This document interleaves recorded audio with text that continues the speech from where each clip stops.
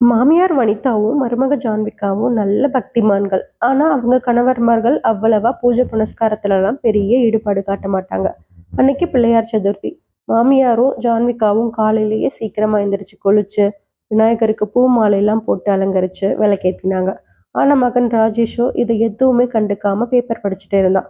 மாமனார் ஒரு படிக்கு மேல போய், இந்த பொம்பளைங்க 2 பேரும் பிள்ளையாருக்கு பிரசாதம் செய்வாங்களே தவிர, நமக்கு ஒரு டீ கூட போட்டு தர மாட்டாங்க அப்படின்னு டீ குடிக்க டீ கடைக்கு கிளம்பி போயிட்டாரு.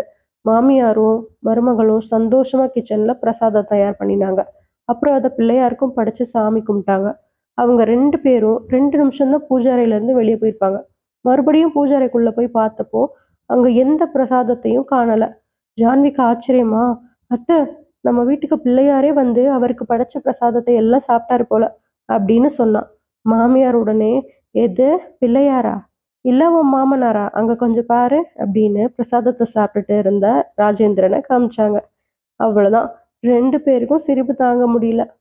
இந்த மாதிரி ஜாலியான ஸ்டோரிஸுக்கு நம்ம தமிழ் ஸ்டோரிஸ் சேனலை சப்ஸ்கிரைப் பண்ணிடுங்க. பை.